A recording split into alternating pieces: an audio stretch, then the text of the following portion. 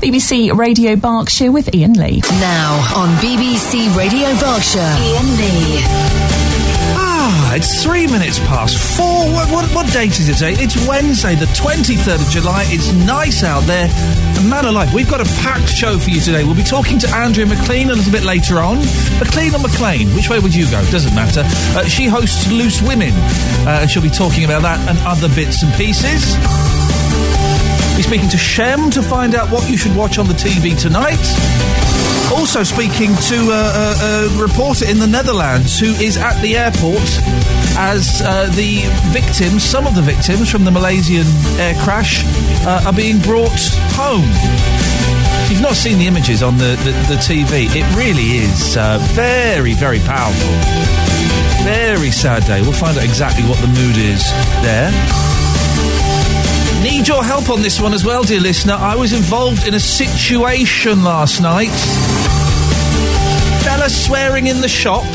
I went up to him and said, "Oi, steady on, fella, there's kids here, watch your language." Well, that brought out more swearing from the gentleman. I say gentleman.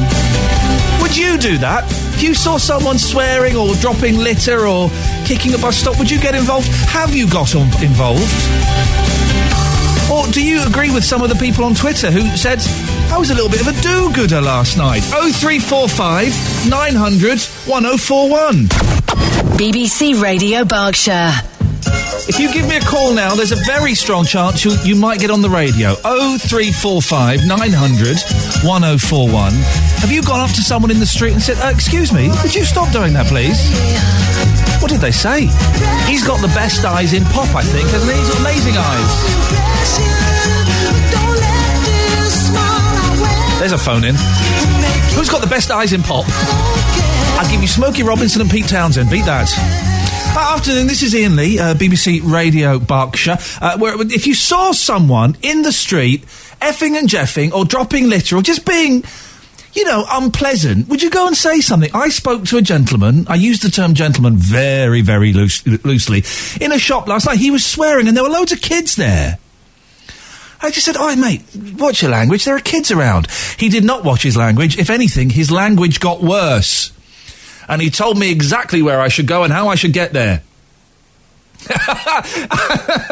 And in fairness to me, I went, "Oi, a little bit of respect." And I walked away, and this is absolutely true.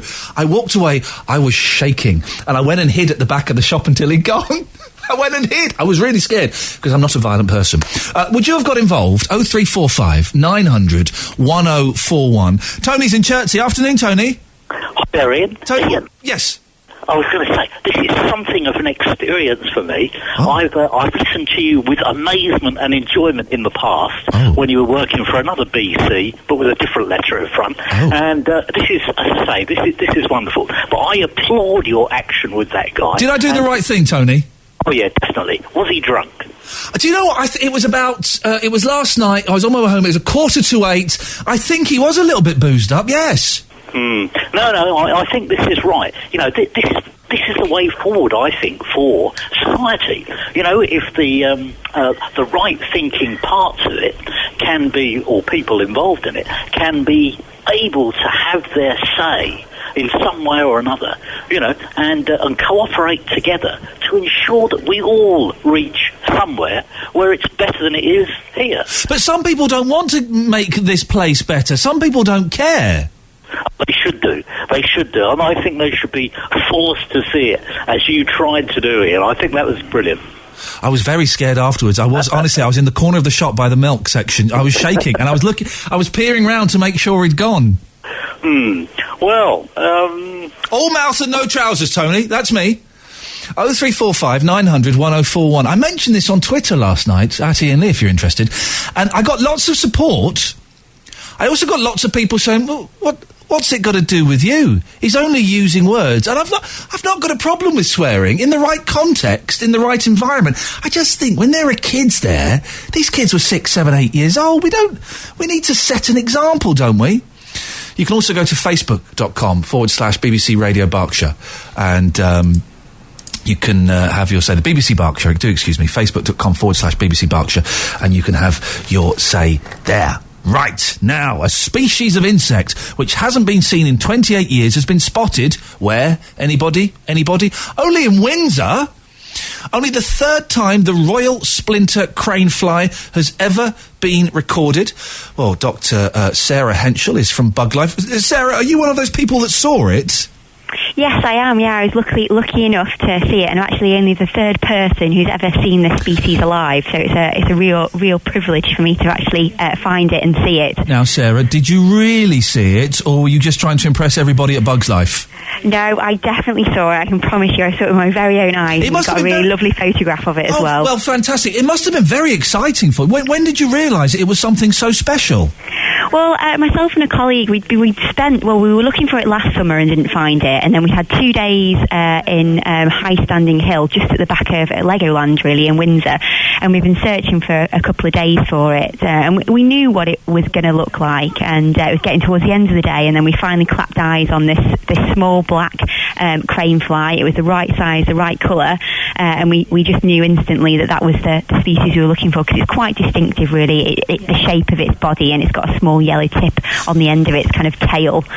So we knew it was what we were looking for. This has only been seen in Windsor at the back of Legoland and Slovakia. Is that right? It is, yeah. So there's only 2 places in the whole of the world this fly has ever been recorded, and it was recorded firstly, I think it's in the early 70s, by a gentleman called Alan Stubbs, who also is involved with Bug Life. He's only seen it twice, and then there was one specimen found in Slovakia, and it's never been recorded since. So we didn't know if it was extinct or what was happening with it. So it's a great find to find that it's still there. Why is it so rare, Sarah?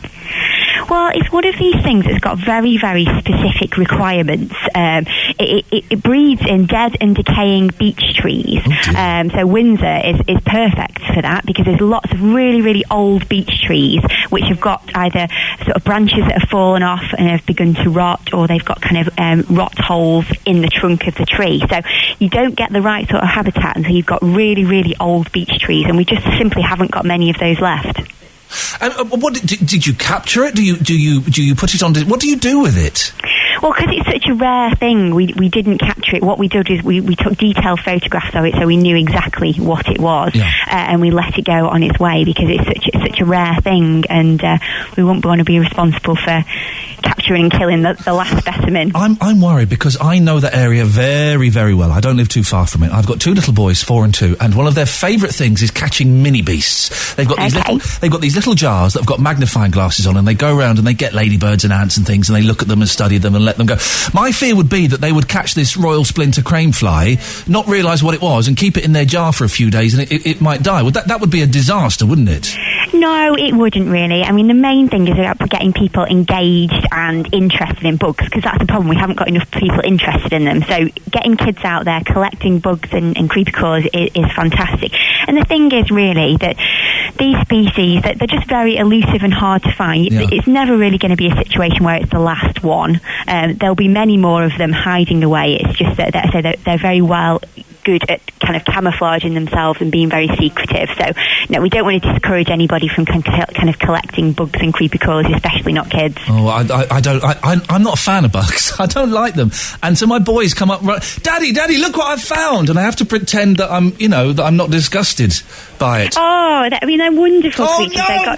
They've got such interesting kind of life histories. They're so Sarah. pretty to look at, and if you go on Bug Life's website, we've got loads of information there about all different creepy crawlers. So if mums and dads are out there, their kids come back with something and don't know what it is, go to the Bug Life website, see if you can find spot on the website what you found, and it can tell you a bit about it. What is because it's summer holiday, so I know that lots of parents and kids will want to do this. What is the Bug Life website?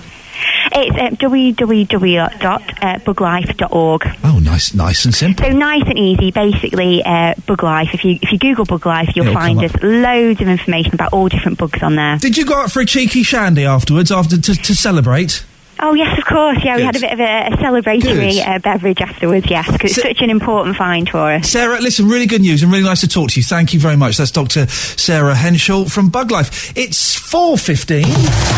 BBC Radio Berkshire. Travel you trust. Every 15 minutes. And as it happens. Let's have a look at what's happening on the... I liked her. She was good. I like people who are enthusiastic about what they do, and you could tell she loved her job. Right, let's have a look at the roads. The M25 clockwise, junction 13, that's from Staines to junction 16, the M40. It's queuing traffic again. That section's always busy. And anti-clockwise from 13 to junction 10, it's slow. The M40 northbound, junction 4 to junction 5. One lane is closed due to an accident.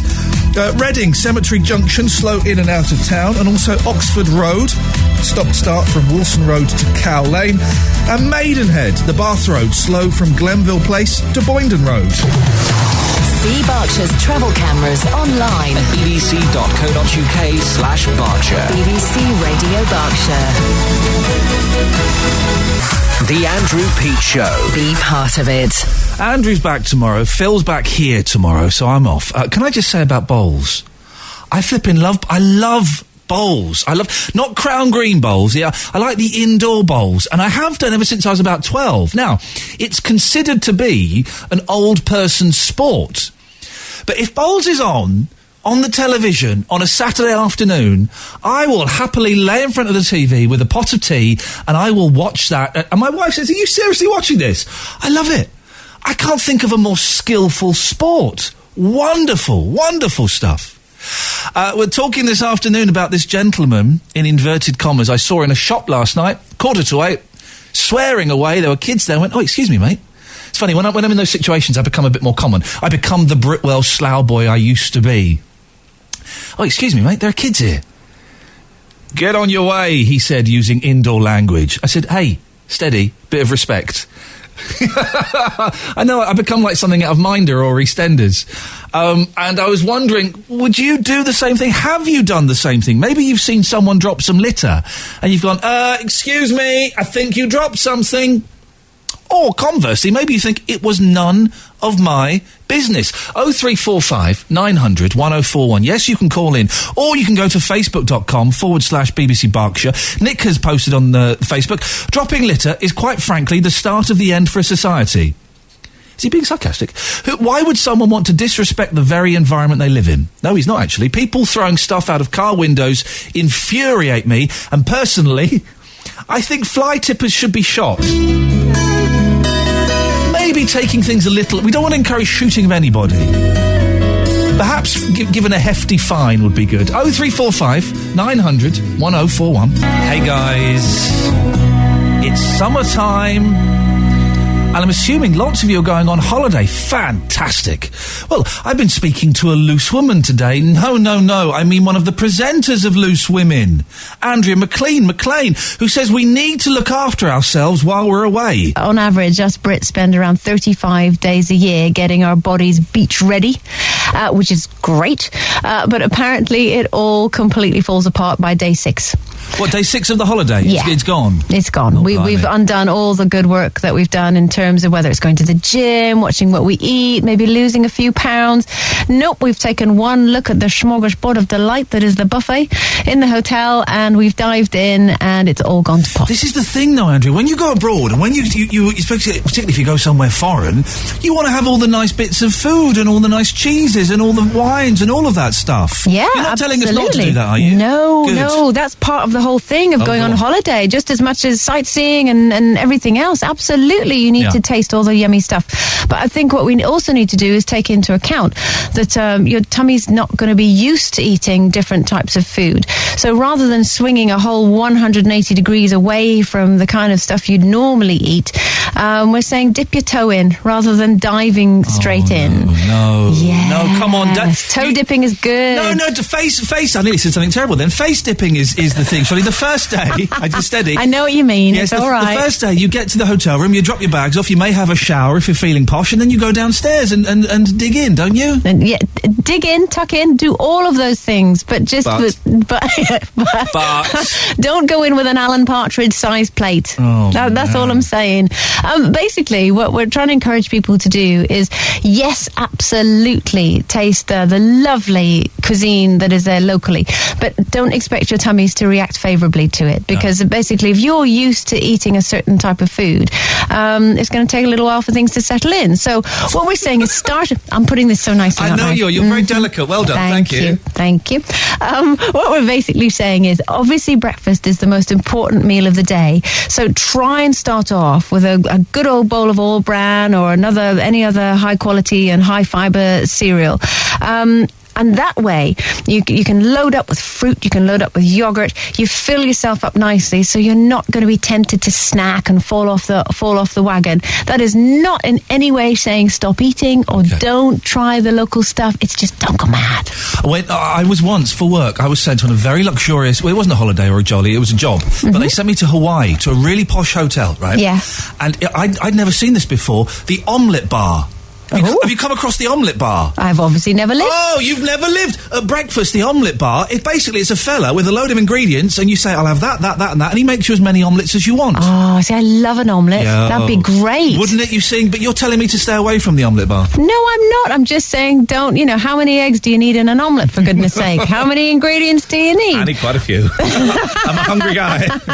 What am I going to tell you? But I mean, one of the other things as well, in terms of, keeping an eye on and making sure you stay healthy while you're away, because if you do end up, apparently again this came out in the survey, some people can end up losing 2 days out of their well-earned break feeling poorly and not even leaving the room. Yeah. So even if you're trying to be really good, you've had your cereal for breakfast, you may be having a late brunch with your omelette, is to make sure, if you're trying to be good and you're having your salad, check ahead, make sure that the water is good where you're going, if the tap water is clean, because it's all very well having salad, but you need to make sure it's been washed in clean water. Don't have ice in your drinks. That was my mum's advice. Your mum is right, as ever. Good. Yeah. Always listen to your mum. Mum knows best. I'm confused. That's the new song by Chicago. Not only does it sound like 1986, it's also really, really good. Chicago, what on earth are you doing to me? BBC Radio Berkshire. Travel you trust. Every 15 minutes. And as it happens. It's 4:30. Let's get the latest travel now. The M25 clockwise, junction 13 to junction 16. It's busy. There's queuing traffic. The M25 anti-clockwise, 13 to 10. There's slow traffic. The M3, both directions, junction 2. It's queuing traffic on and off the M25 due to roadworks. The A33 southbound, queuing from Green Park to the M4. And the trains, delays on First Great Western services between Paddington and Reading. That's due to signalling problems at Paddington. See Berkshire's travel cameras online at bbc.co.uk/Berkshire. BBC Radio Berkshire. Let's get the latest news now. Here's Michelle Cross.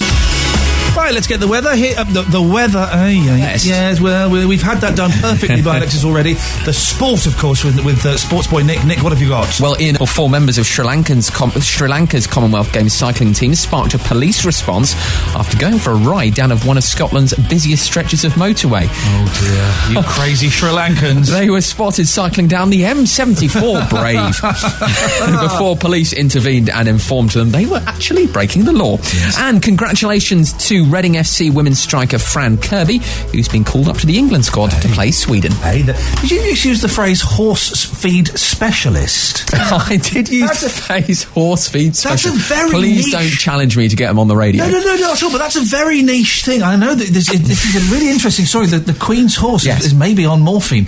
One of the interesting side notes about this horse feed thing is that it's against the rules for horses to take morphine on race days. Yes. But that implies they're allowed to take morphine on other days. 364 days of the year. That's crazy, isn't it? Well, we need to... let's look into it. Let's look it up. This is your challenge. I want a horse feed specialist on this show. I'll see what I can do. My last show before 7. I'll see what I can do. Thank you very much indeed. BBC Radio Berkshire. Berkshire News and Berkshire Stories with Iain Lee. This is Iain Lee. What time have we got? 4:36. It's Wednesday. It's the, it's the 23rd of July. It's all downhill from here, kids. Here's an interesting story. Bracknell might be infamous for its roundabouts, but they're about to be made a little bit more exciting, as 25 giant poppies have been commissioned to appear around the town's traffic circles. Well, Councillor Tony Virgo has been working on this project. Afternoon, Tony. Why have you undertaken this project? Hello, Ian. It's really to commemorate the First World War, the centenary, and obviously all wars. But I suddenly saw, a firm that could make, they make models in North Ascot. It just seemed a great idea. I don't know, and it seemed fun with a much more serious side to it. So where exactly are they going to be? And it's one giant poppy per roundabout? How's it going to work? Well, yes, roughly that. We've got 2 on one roundabout. You have to spot that. But we did a tour of all the roundabouts with our company, Ringway, and we chose roundabouts, that are sort of gateway roundabouts here, and coming in from Surrey and Hampshire and Reading area and so on, and also ones that can easily be seen and obviously won't muck about with the visibility for drivers. Now, listen. What are the yobs like in Bracknell? I'm worried you might. I'm worried you might have some trouble, and they might get vandalised or stolen. Does that not concern you at all? They're completely yob. I mustn't say this because it actually just puts my head on the chopping block, doesn't it? No, I'm not going to. You were about to say they're yob-proof, aren't you? Yeah, I'm not going to say it. Good. Thank you. No, we did think about it. The company that make models, and it's very, very strong fiberglass. It's been bolted into the ground. It's been cemented with and so on and so on. So these are big. How big are they, Tony? Well, they're roughly about 6'6" off the ground. We couldn't get too big because otherwise, we get into trouble. But we've got one. We did one yesterday actually, and I've had quite a few emails saying they liked it and thought it was rather iconic and it looked great. And when are they due to be unveiled? When can we drive around Bracknell and see them? So we start putting them in on Friday, Ian, and the idea is to have them all in and secured before the 1st of August, being the date the UK joined the First World War. So that's the crucial date. Fantastic. Well, and Tony, please, for a second, don't think I'm implying that Bracknell is full of yobs. I just know that everywhere has its own little supply of them scattered around. No, I know Bracknell's a wonderful place. Tony, thank you very much. Sounds like a cracking idea. Councillor Tony Virgo there, talking about the giant poppies that are going to appear in Bracknell's roundabouts.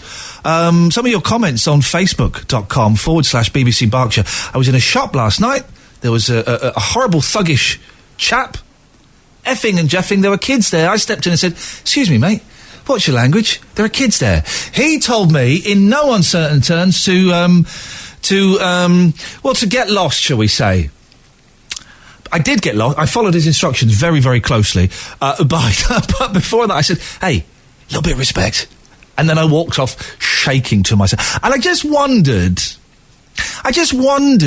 if you've done the same thing, or if you would have done the same thing. I mentioned it on Twitter as I was cowering in the back of the shop by the milk aisle, and some people said, "Oh yeah, nice one, Ian, great one, well done, good for you." Other people said, "What's it got to do with you? Why were you sticking your nose in? It's only a few bad words. Get over yourself, mate." So I was wondering, would you have got involved? Have you got involved? Have you seen someone chucking a packet of crisps out their car, or dropping a Coke can, or have you seen someone doing something that could be considered antisocial? And have you gone and got involved? I was outside a theatre in London going to see The Drowned Man in Paddington, and we're queuing up to get in. And there's a fellow walking along, and he's got a crisp packet in his hand, and I saw him go up to someone. Then he went up to someone else, and then he went up to a lady in a car. He said, "Excuse me, is this yours?" She went, "Oh, I'm so terribly sorry. Yes, it is." He said, "Well, please don't throw a litter on the street." I thought, well done you. It's only a tiny thing. It's only a small, tiny thing, but well done you.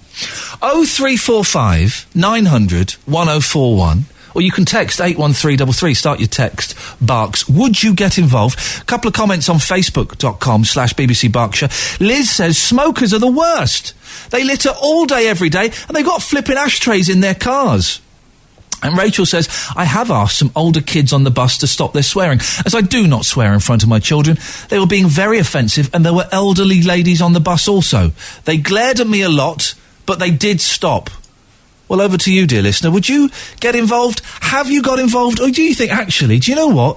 It's none of our business whatsoever. BBC Radio Berkshire. Berkshire News and Berkshire Stories with Iain Lee. Oh, which is carrying on from our last story that's got connections with the First World War. People in Berkshire are being given the chance to grow their own history by planting free trees. That's right, free trees as part of a national campaign to commemorate the centenary of the First World War. I love this story. I think it's fantastic. Over 3,500 trees have been given away so far in Berkshire. Well, I spoke to Chris Hickman from the Woodland Trust, which came up with the idea, and he told me a little bit more about it. The idea is people can apply for tree packs from us, which are absolutely free, so that's great, no cost involved. And they come in different sizes, and then they can plant them in a community space. People can get involved at a planting event, and obviously the great thing is that hopefully those trees will be around for many years to come as well. What's in a tree pack? So the tree packs come in different sizes. So there's 30 trees, which is the smallest pack. There's 105 trees or 420 trees. Hang on, 420 trees are free? Absolutely. I know. Gosh. It's a bargain, isn't it? Isn't it just? You don't get that these days. Go on. I know. They say you don't get anything for nothing, but we are, we're getting rid of that stereotype. But yes, 420 trees. So to give people an idea, that's about the size of a football pitch if you plant them spaced out. So obviously anyone listening who might be a local school, scouts, guides, any sort of community group, or anyone that knows of a green community space that's got the potential to have a few trees in the ground, then they just go on the Woodland Trust website. There's a simple form to fill in, and then the packs will be sent out this autumn. And like we say, the great thing is they're free. It comes with all the advice, so even if you've never planted a tree before, all the advice will be in there in terms of how to plant them, how to manage them and maintain them. And like we say, it's a great way for people to commemorate the First World War. I'm sure many people listening will have relatives that perhaps were involved in some form, and hopefully these trees will be around for decades to come as well. Well, how are you funding this then? I am genuinely shocked that you're giving away so much for free. Well, one of the Trust's key aims is to get more trees in the ground. Yeah. So obviously, we have members that pay a membership. We have corporate partners. So we have corporate partners and funders that will actually help us fund these tree packs as well. Planting tree cover, increasing tree cover in towns and cities as well. It's a really important thing. And also, it's a great thing to do. If you got kids 5, 6, 7, 8 years old, you plant a tree, and that tree's going to grow with them, isn't it? That's a huge thing that can be a part of their life. Yeah, exactly. Well, when I was at primary school, when I was, 5, 6, 7, we actually had a tree planting scheme, if you like, and I can still remember the trees I planted when I was a child, and I'm sure if I could remember where they were planted, then I could go back and see them now, and they would be, That would be great, Chris, to take your family and say, look, I planted that, that's mine. Exactly, and that's what, people across the country can do that. People in Berkshire, they can apply for these trees, plant them with the kids, and like you say, it's such a simple act that you can do. But I've been to so many planting events, and kids love it. They love getting mucky, They love getting stuck in, and it is something that they can return to with their children and their grandchildren as well. BBC Radio Berkshire. Travel you trust. Every 15 minutes. And as it happens. Imagine that, they're giving away free trees. I think that's wonderful. Afternoon, it's 4:45 exactly. I'm Iain Lee, this is BBC Radio Berkshire. Time to get a little bit of travel. The M40 northbound junction 4 to junction 5. One lane is closed due to an accident. The M3, both directions, junction 2. Queuing traffic on and off the M25, that's due to roadworks. The M4 London bound, junction 7 to junction 4B, that's Slough West to the M25. There's heavy traffic heading towards London. Let's do a couple more. The A33 southbound is queuing from Green Park to the M4. And let's do the trains. Delays on First Great Western services between Paddington and Reading. That's due to signalling problems at Paddington. Get the latest travel you trust online. bbc.co.uk/Berkshire. BBC Radio Berkshire. Let's get the news now. Here's Michelle Cross. Excellent stuff. Thank you very much. Coming up in just a short while, we'll be speaking to Shem and finding out what you should be watching on the telly box tonight if you've got one. OK, Shem is here with his daily roundup of the television, and it starts today, doesn't it, Shem? It does. There'll be people dancing in the streets at this, not me. Oh, not me. It is. Well, look, I fully understand your worries here. It is the Commonwealth Games. It is up in Glasgow, and I can't remember a Commonwealth Games where this amount of excitement and hype it was involved. It was in Manchester not that long ago, I seem to remember, and I don't think it made the papers or, I mean, there was hardly any coverage whatsoever, but I guess this is the London 2012 Olympic effect that has brought into this. So we have an opening ceremony. It is in Celtic Park in Glasgow. I don't think they've got quite the budget that Danny Boyle had, and Danny Boyle didn't have quite the budget they had in Beijing. So I'm not suggesting it's going to be on the cheap, but let's manage expectations here. There'll be a couple of kids throwing a few paper aeroplanes and swearing, and that'll be it. I think I don't think it's going to reflect modern day Glasgow in that respect, but I think there'll be a lot of people in funny costumes dancing. I have seen the mascot, which seems to be a rather frightening thistle. Gosh. Which is, you don't want to mess with that. No, you don't. But anyway, you have got something like 4,500 athletes who are going to parade through. There's a 100-meter wide TV screen, the biggest of its kind, that's going to connect the stadium with the rest of the world. You've got 71 nations coming, and a lot of them, thankfully, won't be Russian or American or Chinese. So we may get some might win medals. something. Exactly. We didn't do well. We didn't do too badly in 2012. So it's going to be a big spectacle, isn't it? And I do like these big spectacles and these big kind of affairs that kick things off. So well, it's being done by the people that did the events at they did the opening and the closing ceremony of Athens 2004. Oh, brilliant. Okay, well, that was great. Yeah, so I think, it should be, if nothing else, even if it's on a budget, it should have some good points. Now, 9 p.m, BBC 4 tonight. This, now we're talking Our Planet from the Air. Absolutely. Oh, I mean, this already, the title has got me sucked in like a fool. It sounds brilliant. It is 90 minutes of basically aerial footage taking over 54 different countries, and really, I mean, it's a little bit new agey, some of it, but it's all photographed by, filmed by the very famous French aerial photographer Yann Arthus Bertrand. Oh, of course, Yann Arthus Bertrand, yeah. And he will be showing us quite how stunning. This is what your HD television is made for. I'm assuming you've moved into the 21st century and have an HD television. Yeah. Only just. There's no point, because the way the kids treat it by drawing on it and kicking it and prodding it, it's not going to last much longer. Well, they're not the most robust of things. That's very true. Unlike our Pi television when I was a kid. But no, it's what your HD was invented for, and if you can, watch it on BBC 4 HD because it will be absolutely stunning. That is, of course, if you aren't watching the Commonwealth Games. Or you could tape it. You set the timer on the VHS and record one and watch the other. The timer on the VHS. I think we're beginning to show your vintage already, Ian. To be honest, I never had a VHS, Shem. I had a Betamax. Excellent. Yeah, and I used to get beaten up at school for it. I did. It was better quality, though. It was better quality until you couldn't buy the tapes anymore. Exactly. Shem, excellent stuff. Thank you for these. My pleasure. This is BBC Radio Berkshire. With Iain Lee. So I was in a shop last night. Gentleman swearing. Can I describe him? Is it unfair to describe him? No, this is what he looked like. He was short, fat, bald, earrings and tattoos. I smelt a whiff of booze on him. It was 7:45 in the evening. Swearing in front of kids. I stepped in and said, "Excuse me, mate. There are young ears, just watch your language." He told me to go away. I said, "Oi, little bit of respect." And then I did go away, shaking like a leaf. Was I right to get involved? Adam's in Reading. Afternoon, Adam. Hello, good afternoon. How are you? Yeah, I'm good, thank you. Should I have got involved?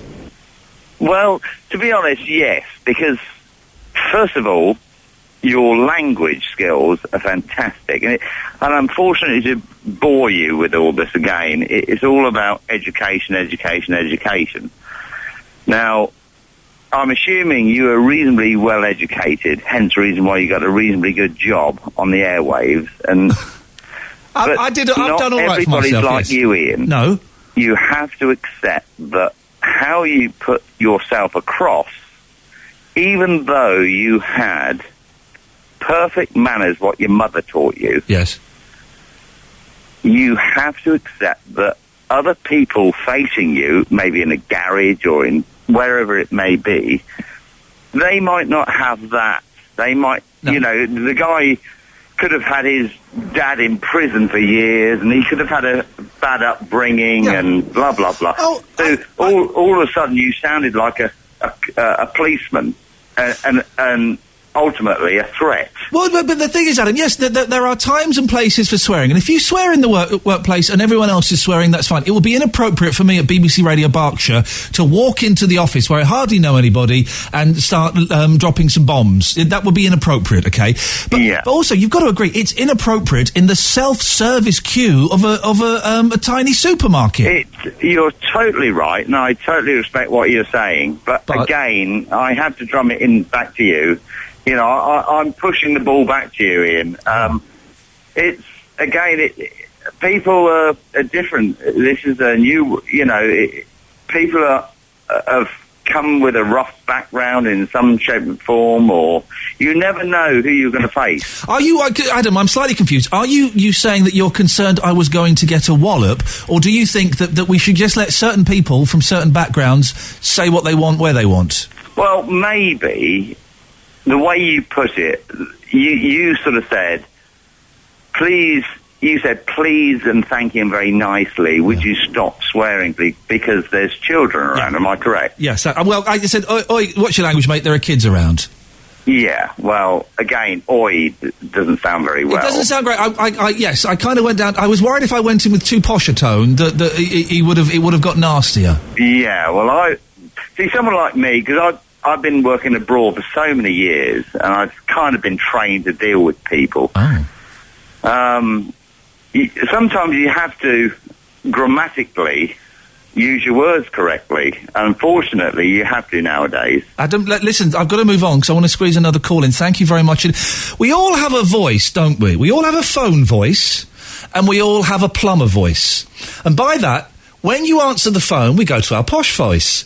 Yes, hello, it's Ian Lee here from the BBC. I was just wondering, and we all have the voice when the plumber comes round. All right, mate, do you fancy a cuppa? What size hat do you take, sir? A 10?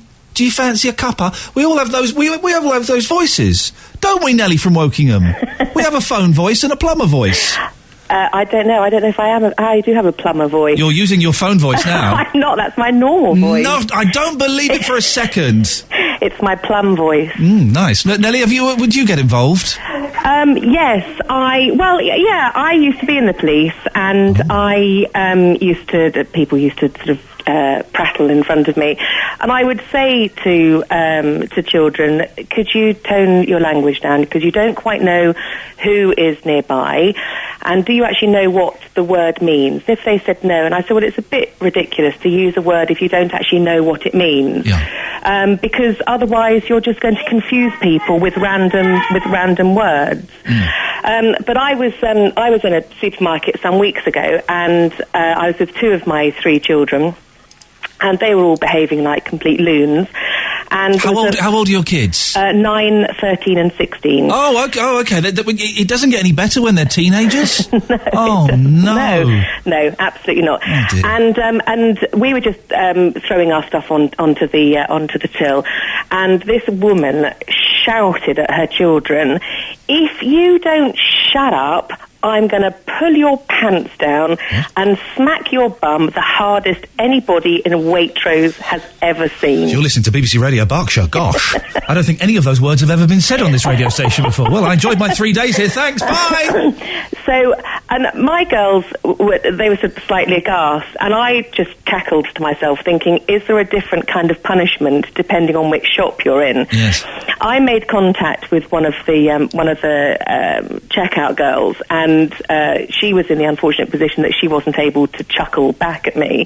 But I was, hands on the stomach, pretending to run around laughing.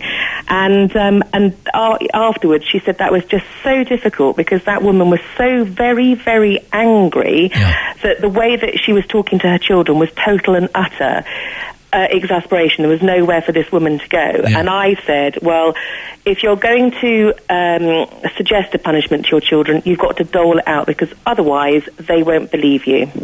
Nellie, if you in that situation, and I've often been in shops, and it's always in shops for some reason, where I've seen the parent not treating their child, I think, but particularly respectfully, either grabbing them by by the shoulder or shouting at them, or sometimes even hitting them.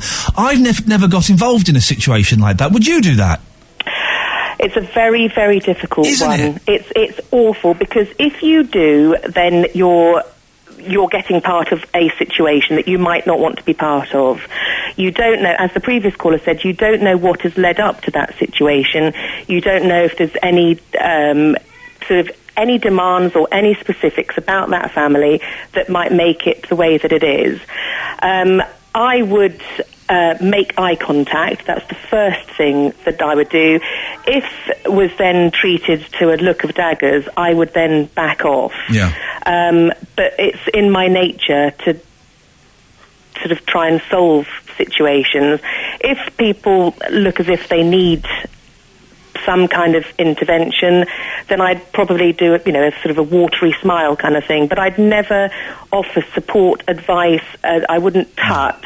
I only tut in the comfort of my own car on school run. Nellie, thank you very much indeed. The old watery smile technique, that'll bring them to their knees. Nellie, fascinating, thank you. We can kind of expand this out a bit. So we've gone from me having words with a chap who was swearing in a self-service queue of a supermarket last night to, we can talk about people dropping litter, but also as well, if you saw someone mistreating their kid, what does that mean? Shouting at them, swearing at them, grabbing them, yanking them, hitting them? Would you get involved? 0345 900 1041, or you can text 81333. Start your text box. BBC Radio Berkshire. Travel you trust. Every 15 minutes. And as it happens. Let's get some travel. M25 clockwise, junction 13 to junction 16. There's queuing traffic. And anti-clockwise, 13 to junction 10. There's slow traffic. The M40 northbound 4 to 5. One lane is closed due to an accident. The M3 both directions. Junction 2 queuing traffic on and off. The M25 due to roadworks. The A30 is busy tonight, by the way. A33 southbound queuing from Green Park to the M4. In Maidenhead, Bath Road slow from Glenville Place to Boyndon Road. And on the trains, delays on First Great Western services between Paddington and Reading due to a signalling problem at Paddington. So you see a mum or a dad grabbing their 4-year-old by the shoulder, yanking them and swearing at them in a shop. Do you get involved?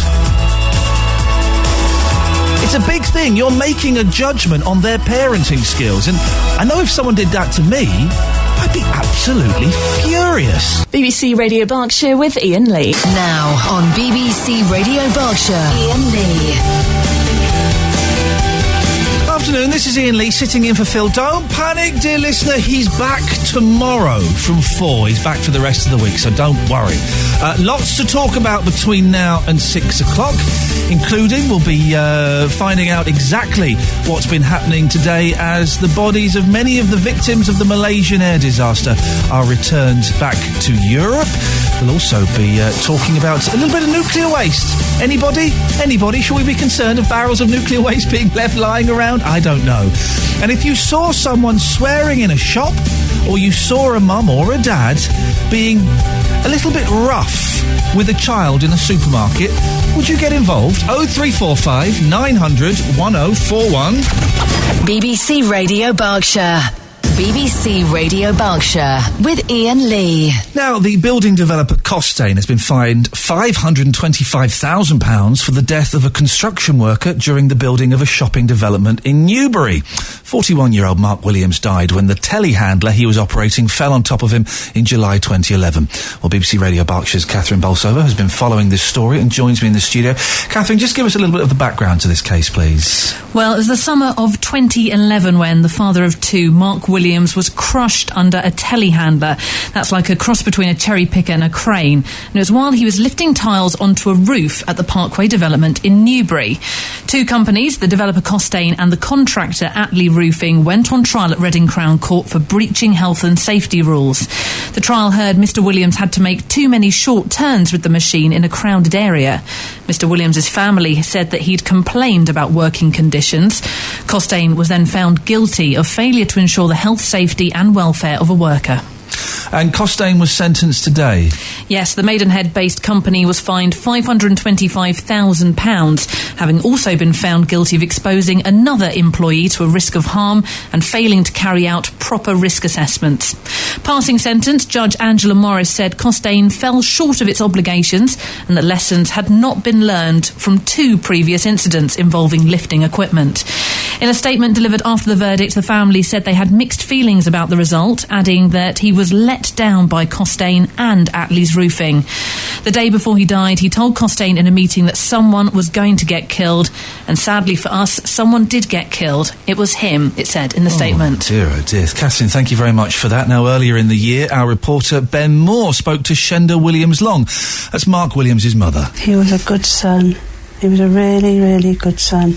I know every mum says it, but he really was a good son to us. He really was, and we are absolutely devastated.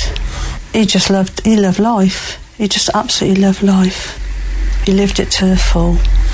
Because we've just been up to see him, and we're sort of getting on for 2 years now. 3 years. 3 years, yeah. It's just not getting easy, is it? It'll never go away. It'll never, ever, ever go away.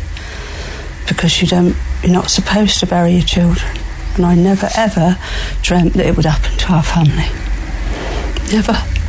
Mark's just at the end of the garden, isn't he? So still very much a big part of your life. Well, without him being buried where he is, we've all got somewhere to go to see him, to take a birthday cake. All our birthdays, we sit up there to see him.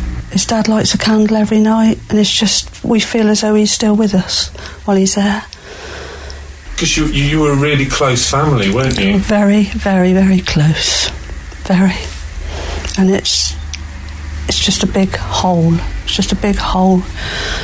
But we do try our best just to still do the same things we used to do when Mark was here, which is what he would want us to do.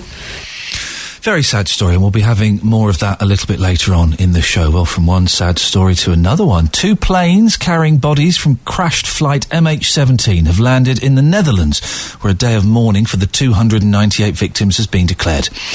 Experts there will begin to identify the dead, most of whom were Dutch. Pro-Russian rebels have been widely accused of shooting down the Malaysia Airlines plane on the 17th of July. UK government sources say intelligence shows rebels deliberately tampered with evidence, moving bodies, and even placing parts from other planes in the debris. Well, I've been speaking to Menno Remmers from Radio Netherlands, who was at Eindhoven Airport when the planes landed. He described the scene. Well, it was impressive, but also very sober. No music, no speeches, just the 2 planes and the military, the men who carried out of the planes those coffins to the cars, the funeral cars, 40 in total here on the platform. First, there was the Hercules C-130 from Dutch Army, landed here from the Dutch Air Force, and then followed by the C-17 2 minutes later, touched down at 10 minutes before 4 o'clock. The C-17 with 24 bodies, and the C-130 with 16 coffins landed here on Eindhoven Airport. Very impressive. There were his family here also, about 1,000 people sitting in the bright sun. It's a very sunny day. It's a contradiction. It's a very sunny day, but also a very, very black day here at Eindhoven Airport. And is there, this is a unique experience for you and your country folk, also for the world to see. Is it noisy there? Is it quiet? Well, try and describe, if you can, what you saw and heard as this was happening. Well, I'm only in Eindhoven, but I heard from my colleagues that everywhere in the country, buses, trains were put still standing. Bells of churches rang loud and clear, and then there was that minute of silence broadcasted on all national stations here in Holland. And then you see this is a military base, but also civil airport. All air traffic has been put down. There's no commercial flights going on. So after both planes landed, it was very, very quiet. Also in that 1 minute, in that moment, no speeches, no further music. And now it's waiting till the funeral cars will drive in about 5 o'clock, I think, 5 o'clock Dutch time, 4 o'clock your time, and they will drive straight from Eindhoven to Hilversum, to a military base, and there identification will start immediately. It's a 1-hour drive, and the highway will be, all traffic will be sided away, so the funeral cars can drive straight in one line those 100 kilometers from Eindhoven to Hilversum. They're going to follow each other and drive in a straight line. That's going to be a very powerful image, isn't it? A very powerful image because, well, Eindhoven military base here, we did see funeral cars here before. Because it's a military base, and when people died in Afghanistan or Mali just right now, not happened yet, but then Eindhoven is the airport where soldiers do come back to their relatives, to their family, but then it's just one or maybe two funeral cars, and now there are 40. That's quite impressive to see. 40 of those cars on a very hot landing strip here in Eindhoven. It's just so sad, isn't it? What has been the mood in the country the last couple of days? And do you think now that the significant number of those dead are back home, do you think things will change, attitudes will change? Well, this was a week of anger because we saw a lot of soldiers, a lot of separatists there in Ukraine around the wreckage, around the bodies, and people felt sadness but also grief, were angry, and now this is an official moment, dignity for the first time during this disaster here in Eindhoven. But it's also difficult because it can take a lot of time, maybe some days, some weeks, maybe several months before relatives who will know if their family, their victim of this crash, of this immense disaster, will be at home, because we don't know how many Dutch or Australian victims arrived here yet, because there's no identification yet. That all has to take place, and it will take a long time, is expected, and that's very, very difficult. But there's going to be am I right? Is there going to be a day of mourning? Yes, that's since the Queen Wilhelmina died in 1962. We haven't got such kind of a day here. We don't have that kind of. Well, we have, of course, the remembrance of the Second World War on the 4th of May every year. It's a bit that kind of situation, like the remembrance of the Second World War. Then we have 2 minutes of silence right in Amsterdam on the dam there. That's quite the same situation right now. Just all over the country, everybody is silent. No traffic, no buses, no trains running, just for a minute. No air traffic. It's awkward. Do you know, while I'm talking to you, Minor, I'm just looking online, and I can see some pictures of the first victims returning. You've got the King, the Queen, the Prime Minister there. It does look very sombre, obviously, and respectful. What's the mood there in terms of action against these Ukrainian separatists, and indeed against Russia and Putin? Do people there think that the EU is doing enough to speak up for the victims? Well, I think that now the concentration is right on this moment. I don't think that this is a very political day for the people here, but I think that there is a lot of anger, a lot of protests about how it all went this week there on the site. Those separatists carrying around in the wreckage, destroying evidence, maybe. So yes, that's you've heard it. That's obvious here. That people think, well, certainly Putin, certainly Russia. There had to be some action against it. BBC Radio Berkshire. Travel you trust. Every 15 minutes. And as it happens. 5:16, this is Iain Lee on BBC Radio Berkshire. Let's have a look at some of the roads. The M25, clockwise 11 to 16, queuing traffic. Anti-clockwise 16 to 10. Well, that's got a lot worse. Slow traffic. The M3, both directions, junction 2. There's queuing traffic on and off the M25. That's due to roadworks. The M4, London bound, junction 7 to junction 4B. There's heavy traffic towards London. The A34, northbound, slow from the M4 junction 13 to Beedon.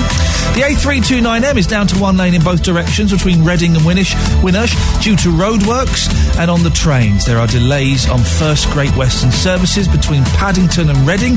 That's due to signalling problems at Paddington. See Berkshire's travel cameras online at bbc.co.uk/Berkshire. BBC Radio Berkshire. Let's get the news now. Here's Michelle Cross. Michelle, thank you very much. This is BBC Radio Berkshire. With Iain Lee. Yes, we'll be taking your calls in a little bit, but right now, Berkshire's nuclear weapons factory will remain under increased scrutiny by a government nuclear safety watchdog. The Atomic Weapons Establishment at Aldermaston was served an improvement notice in 2013 by the Office for Nuclear Regulation. My gosh, there's a terrifying title. Because of ageing facilities and a number of safety cases. Well, BBC Radio Berkshire's Matt Treacy has been following this story for us and joins us now. Afternoon, Matt. Ada, can I ask you to go on that one? Simply because I don't have the technological know-how to make that microphone work. There we go, we can hear you. Good afternoon, Matt. Now, AWE, it's had quite a long list of problems over the past few years, hasn't it? It definitely has, and we've been following the... For some reason, though, hang on a second. Sorry, try now. Hi. I'm so sorry. Listen, it's okay. It's a new studio to me and I'm making a pig's ear of it. Let's ask the question again. AWE, it's had quite a long list of problems, hasn't it? It really has, and it's a facility that has had its problems over the years. I mean, just last year, 2013, it was criticised for leaking radioactive gas into a stream, although the Environment Agency in that case did say the low levels of radiation didn't represent an environmental hazard. It was fined £200,000 for a safety breach during a fire at the site back in 2010. There's also been an issue where they've been trying to deal with 1,000 drums of nuclear waste on the site. Excuse me, a what? 1,000 drums of nuclear waste. Now, these all sound, whenever we deal with things at AWE or talk about atomic incidents there in any way, they always sound very, very kind of eye-catching and ear-catching to us, but a lot of the time, actually, the radiation levels that the site are dealing with are incredibly low, sometimes not even registered. But ultimately, the site was stripped of 3 health and safety awards that they were awarded following an investigation into that fire in 2010, and they're still under investigation for a faulty fire alarm as well. So what did the Office for Nuclear Regulation say in its most recent report? Well, they did pick up on that thing you're talking about, the 1,000 drums of what they call intermediate level waste. They were hoping that they would be dealt with by February of this year, but they haven't been. They're trying to work out whether they can do something to get them to meet their requirement to deal with that. The Office for Nuclear Regulation also says they're in discussion with AWE about events relating to what they call shortfalls in the operability and availability of building fire detection systems. That, to you and me, are smoke alarms and fire alarms. For both matters, they are considering whether they'll need enforcement action and whether that would be appropriate. But they've said, and this is really key, I guess, when we talk about things that do sound, quite ear-catching and eye-catching, that there are no immediate safety concerns and that progress on a lot of these things have been made. Now, obviously, we did want to speak to someone from AWE. They wouldn't come on the radio today, but have sent us a statement that says delivering safe and secure operations is a core priority for AWE. It fully supports the Office for Nuclear Regulation's focus on continuing to improve that effective hazard control and maintaining high standards. Of course, this is one of these 5 locations in the UK that the MOD used to store nuclear waste from submarines, so it will always be an area that is under this kind of scrutiny. Matt Treacy, thank you very much. BBC Radio Berkshire. Berkshire News and Berkshire Stories with Iain Lee. Don't forget, we're taking your calls. Just a little reminder, I was in a shop last night. I saw a gentleman, I use the term very loosely, swearing, and there were kids there. And I said, excuse me, mate, What's your language? You've got young ears. He swore at me, and I said, oi, a little bit of respect. And I walked off trembling and indeed a shaking. Would you get involved? Have you got involved? Maybe you've seen someone dropping litter on the floor or swearing or kicking a bus stop. Would you get involved? Have you said something? Excuse me. And going off on an ever such a slight tangent, although it's linked, if you saw a parent, a mum or a dad, shouting at a kid, indulging in bad parenting, whatever that means, whatever your definition of that is, would you get involved? I very, very nearly did at, where were we? We were at Whipsnade, I think. Was it Whipsnade? I think it was Whipsnade.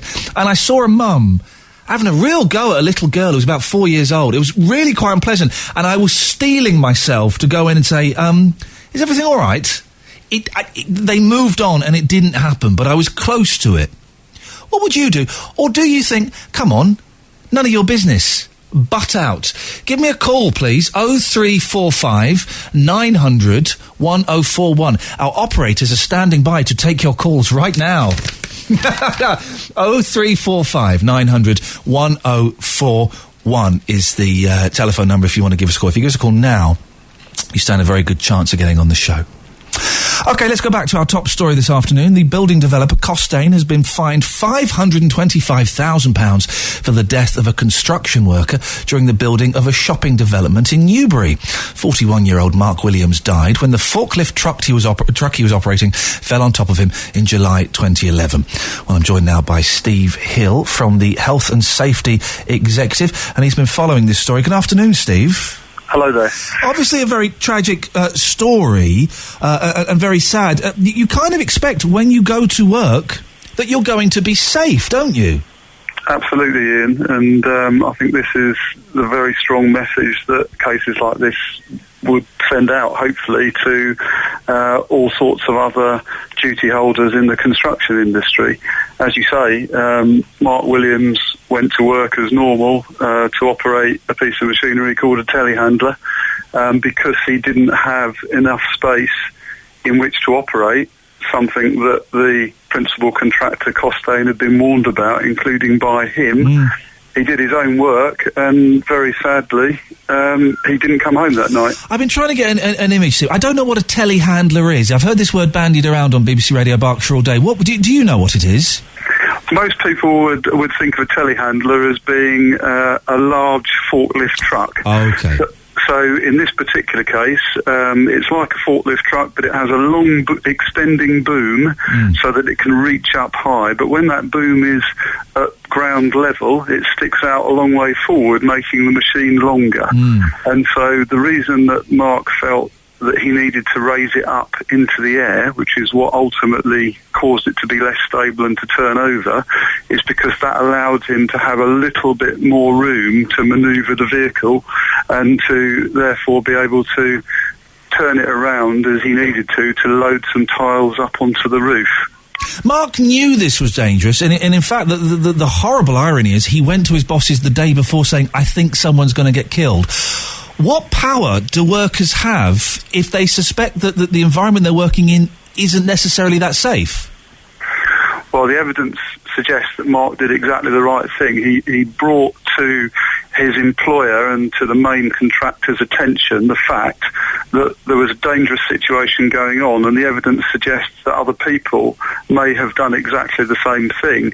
So your question is, what power do they have? Well, it's very, very difficult because, of course, people who are on construction sites or indeed in factories or elsewhere are always working for someone. There's always that tension between making a fuss and complaining about something that is quite clearly unsafe, which is entirely reasonable and sensible, and a good employer would take notice of that and do something about it. But there's that tension between doing that and being under a bit of pressure to complete the job. Now, we'll never know exactly how that balance was struck on this occasion, but of course what we do know is that Mark and others raised the issue, but it wasn't dealt with, and then very sadly the tragic consequences that we know about occurred. A mum's lost her son, a man's been killed. If I'm honest, £525,000, it doesn't sound that much to me. Well, I think all we can say there, Ian, is what the judge suggested in her summing up, and that is that whatever penalty she gave, it was not in any way reflective of Mark or anybody else's life. That's not what her and the court's role is about. Their role is to assess all the evidence that they heard over a 5-week trial, and she then needs to come to a conclusion as to what the appropriate criminal sanction is for, in this case, Costain as a company. And in doing that, she hopefully is sending out a very serious message to those involved in the industry to say, this is a very serious failing, and you all need to sit up and think, what can you do to improve? It's not about reflecting, of course, the value of a life. How does it work on a site like this? Would the health and safety, would someone like you go in and examine the site, or is it all self-contained? Would it all have been done by Costain? Well, the legal duty lies with the contractors. In this case, the principal contractor was Costain's. So they have duties, and all the subcontractors working for them have duties to comply with the law. The Health and Safety Executive, my organisation, puts out all sorts of guidance on our website and in other ways. And where resources allow, we make unannounced visits to sites and to elsewhere, and of course we also have to investigate all sorts of serious, obviously in this case deaths and other serious injuries. And like lots of other organisations, of course, we've had to pull in our belt, so there probably are not as many inspections as we would like, which would make it all the more important that duty holders take proper precautions in managing their serious risks. And of course, sadly, Steve, health and safety has become a joke, hasn't it? Because you hear all these silly stories about councils not putting on fetes and schools not doing egg and spoon races for health and safety. But what it really boils down to, its truest essence, is protecting workers, protecting people like Mark, isn't it?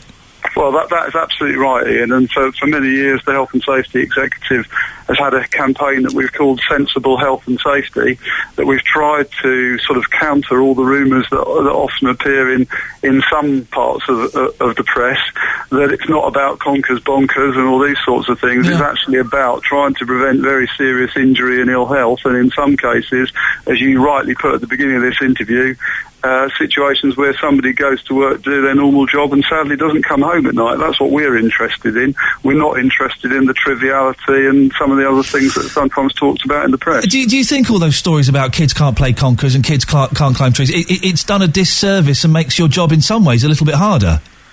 Well, I think you're quite right, and we do our best to whenever we come across anybody, whether it's businesses or individuals, to explain that the vast majority of what we deal with are very serious risks, where people can get badly hurt, killed, or suffer serious ill health that can affect them for the rest of their life. Of course, sometimes, particularly when it comes to children or the elderly or other vulnerable groups, some of the lower risk issues get talked about more, but realistically, it's where people are going to get seriously hurt or affected for the rest of their life, where we're trying to encourage people to do proper risk assessments and take precautions. Steve, it's a tragic story. I really appreciate your time on BBC Radio Berkshire this afternoon. Steve Hill from the Health and Safety Executive. It's 5:31. BBC Radio Berkshire. Travel you trust. Every 15 minutes. And as it happens. Right, let's have a little look at some of the roads. The M25, clockwise 11 to junction 16, queuing traffic. Anti-clockwise 16 to 10. Oh gosh, that's got busy.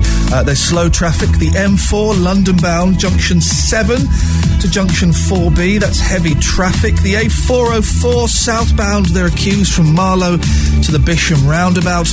And on the trains, there are delays on First Great Western services between Paddington and Reading. That's due to a signalling problem at Paddington. You know it's past. Oh, that's the wrong. Oh, up. You can tell it's my last day, can't you, Michelle? I've got fat fingers. Now, this should be the right bit of music. Bear with me 1 second. Get the latest travel you trust online. bbc.co.uk/Berkshire. BBC Radio Berkshire. Apologies for that. Let's get the news now. Here's Michelle. 4 members of Sri Lanka's Commonwealth Games team sparked a major travel alert after cycling down one of Scotland's busiest motorways. Police stopped the group on the M74 and advised them to move off the road. Tough guys, huh? Tough guys. Disqualify them immediately, I suspect. Michelle, thank you very much. Let's get the weather with Alexis. Thank you very much. Good evening. Well, temperatures today reached a high of 29 Celsius across the Royal County. For a full 10-day forecast, log on to our website, bbc.co.uk/Berkshire. Oh, Alexis, Sorry. Naughty. Thank you very much.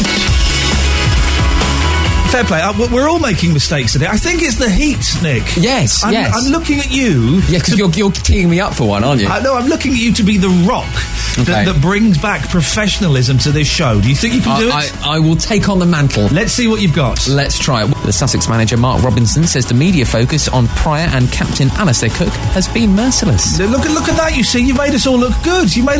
Nick, thank you very much. BBC Radio Berkshire with Iain Lee. Right, if you want to give us a call, you can give me a call, by the way. 0345 900 1041. We're asking, would you get involved if you saw something happening? Now, for me last night, it was a gentleman effing and jeffing using indoor language in a supermarket in front of some kids. I mean, there were kids there. He wasn't swearing at them, but he was just shouting out loud and swearing and stuff like that. And it was not really that appropriate. And I said to him, "Excuse me, there are young ears listening." He told me to get lost in no uncertain terms whatsoever. And I just I said, "Look, young ears, watch yourself, mate." And I walked away. I was terrified. A couple of years ago, I wouldn't have done something like that. But last night, I just kind of felt, is it my age? Is it because I'm a dad? I don't know what it is. But there was something about it that made me think, do you know what? I'm going to get involved and I'm going to say something. Would you do it? Have you done it? Or do you think, actually, do you know what? It's none of your business. You shouldn't have said anything. And we were speaking to Nellie, I think it was, earlier on, and it's kind of, the conversation has moved on a little bit to, if you saw a parent shouting at a kid, dragging a kid, maybe even hitting a kid, would you get involved? That's a tough one, isn't it? Your experiences, please, with getting involved. We can just label it at that, and we can be as vague as you want. You can email ian.lee@bbc.co.uk. You can text 81333, start your text 3CR, but the best way to do these things, because then we can have a conversation, is to give me a call, please. If you call now, there's a strong chance you'll get on the show. 0345 900 1041. 0345 900 1041. It's the Beatles. Hello, goodbye. Man, you've got to... You know, there are some people in this world who don't like the Beatles. How is that even possible? There are some people who do not like the Beatles. Oh, dear, really? Really? Oh, dear, we'll take some of your calls in a bit. 0345 900 1041. Earlier on in the day, I was lucky enough to speak to loose woman Andrea McLean. I asked her how the show's going. We broke up for the summer last week. Right. And, back in September. Where do you film that these days? Is that in London? It's in London. The London studio? Yes. Because I've worked there. The food there isn't very good, is it? Oh, no, it's had a big old makeover. It's amazing. Is it really? Really, really good. Oh. I've been in that building 17 years. Gosh. Yes, I know that canteen very they'll well. let you out one day. Yeah, no, I knew it maybe about 10 years ago, and it was a little bit ropey. No, it's good. It's really, really good. Oh. And what's really exciting is obviously it's got the same view as the, I won't say the name, but a very famous restaurant that's next door. And it's just the canteen. It's brilliant. I take guests there, just swipe my pass and head on up. Just show up. Loose Women looks like the most fun job in the world, doesn't it? Yes, it is. And I'm the luckiest lady in the world, because obviously in terms of telly, it can be that the older you get, sorry love, there's someone younger and perkier is banging on our door. With Loose Women, it's all about women and experience and life and stories and opinions. So actually the older you get, the more you've got to offer. So it's fabulous. Are you aware of that prejudice? Because it is noticeably unfair. As I'm a bloke, as I'm getting older and greyer, I kind of I'm getting more work. But it's the opposite for women, isn't it? Are you aware of that trend? Yeah. And is it changing at all? No. No, it's ever thus. It's always been that way. But it depends on the kind of job that you're after. Yeah. If you're after the same kind of job in your 40s that you were in your 20s, it stands to reason that you're not going to get it. Whereas I think if you shift slightly and you're aiming for slightly different types of jobs, maybe more consumer driven rather than pop or fashion or what have you, it sort of stands to reason then that you'd have more experience. So in terms of how I work, no, I'm actually busier than I've ever been as well, but that's because I've now got almost 20 years experience of doing the job. Obviously when you do Loose Women, you host it, there are kind of things that you are guided to talk about. How much of it is rehearsed and how much of it is you lot just chatting and having a laugh? Well, the only bit that's rehearsed is my links in and out. Right. Obviously, because I host it, I need to make sure I'm across all of those. Everything else is completely live and unscripted. Wow. Obviously, we know what the topics are going to be, because we need to be aware of people's thoughts and opinions. But nope, nothing is rehearsed. It is all organic. See, how exciting, because TV these days, I think, is, for the most part, is so safe, and people are terrified of something spontaneous happening on a television show that we hadn't rehearsed. Yeah. And it's nice to know that you've kept that element going. But this is why I love Loose Women, because there is no other programme like it on the TV. Not only that is 4 ladies, aged from mid-30s to late 60s, giving their opinions and stories, but also because we're live, we had it just a few weeks ago. There's a breaking news story. I could hear it breaking it in my ear in terms of the producers, and we were able to drop an item, live link to outside the place where the story was happening, and then react to it in the same way that people at home were reacting. So we're basically we're the mouthpiece of women at home. We were able to say what they thought about the situation, and there's no other programme can do what we do. Go on, I love it. It's great. Now, be honest. Who's been the most awkward guest? We've all had an awkward guest. Go on. Yes. Go on. Oh gosh. I can tell you who was the most awkward in terms of making my job really, really difficult. Go on, who's that? He's a very nice man, but it was Seal. The singer, really? Seal. I wasn't expecting that, really. No, why? Because he fell asleep in his dressing room and no one could wake him. And as I was reading the link saying, and coming up is, and the director said in my ear, Andrew, I'm really sorry, I don't know what to say, but he's not there. I said, is Seal, who actually isn't here right now, and we now have 8 minutes to fill. But it was fine. We talked about it, then we heard banging and crashing, and he appeared on the stage looking a bit sleepy. Don't wake the Seal. Again, the beauty of live TV. And Love that's it. Great, magical. It is, Hey, great. listen, so you've been telling us about holidays and what we should do and how we should eat a little bit better. Where's your number one holiday destination in the world, Andrea? Oh, do you know, it's somewhere I've never been, and it's on my bucket list. I want to go to the Maldives. I've never been, and they look so pretty. I went there for my honeymoon.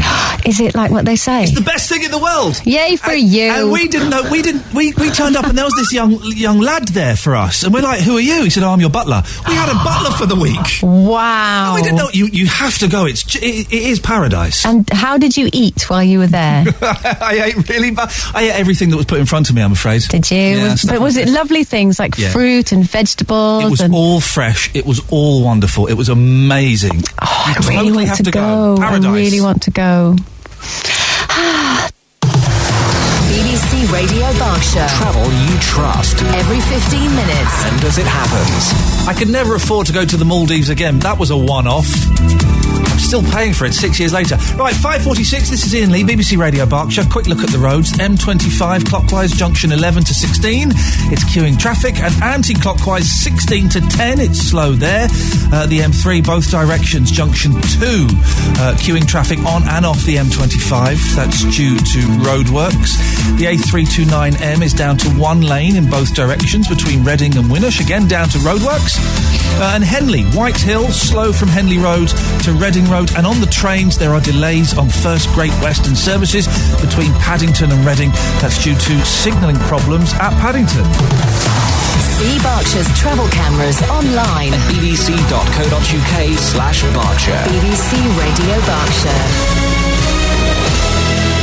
Till latest news. Here's Michelle Cross. OK, so would you get involved if you saw some behaviour on the street, whether that's a parent inappropriately telling a kid off, or kids swearing, or someone swearing in front of kids? Let me do one comment from Facebook, and then we'll go to Val and Claire on the phones.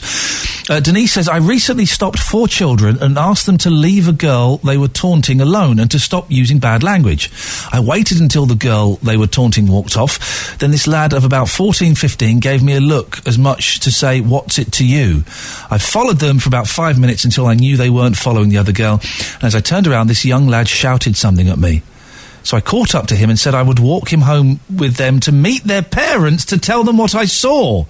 Gosh, needless to say, I didn't. Well, you've kind of got to be careful, isn't it? When it's young people, 14, 15, 16, you've sort of got to be careful what you say to them and how you say it, because there's a chance that you might get in trouble. Val's in Basingstoke. Evening, Val. Good evening. Val, would you get involved?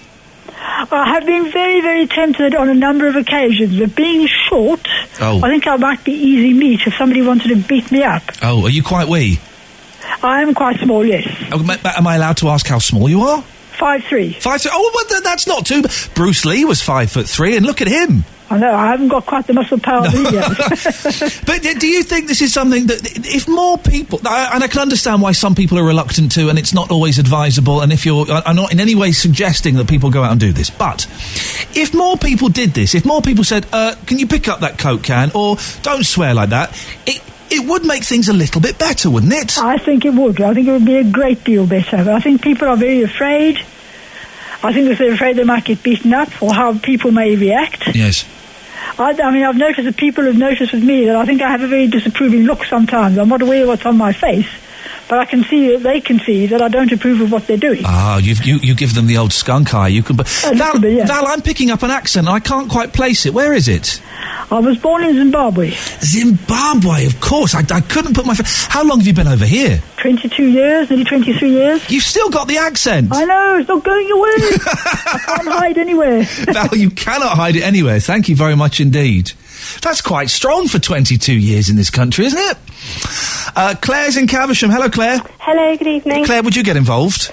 Yes, well, I did. Well, actually, I'm 5'3" as well, but I'm 5'3.5", so maybe that's what makes the it extra different. half an inch just gives you that aura, yes. That's right. So, well, I take the view that, actually, because I'm only small, no boy worth his salt would bother trying to attack me, really, because it would be too embarrassing. Yeah. But, yes, there was an incident quite recently on a Friday night where the neighbours across the road were having a party, a 17-year-old party, and a load of young people congregated outside our house about 9 o'clock, and they were making noise. They weren't really causing any trouble, but I did call the police and just say, look, just to let you know, this is what's going on.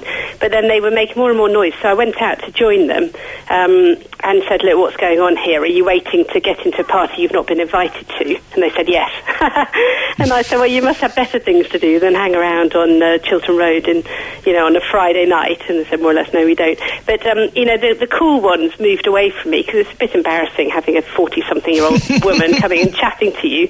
And but others actually stayed and chatted, and they were just basically bored, I think, and had nothing to do. Yeah. And they did eventually move away. But then at about 11:30, I'd gone to bed, and it all kicked off outside, and there was a sort of rougher group of lads outside, and then they started a couple were trying to have a fight, but they're only sort of 16, they weren't really managing it, but they... You're so dismissive, I love it! Well, they're only 16, they couldn't quite fight properly. But they hit our neighbour's car just sort of with a hand, and so I stormed outside, and I was in my pyjamas by this point, but I had my coat on. My husband came out as well, and we just shouted at them, what's going on. I moved my car down the road to get away from them. But then I came back and we joined in and just said, look, what's going on? Don't be ridiculous.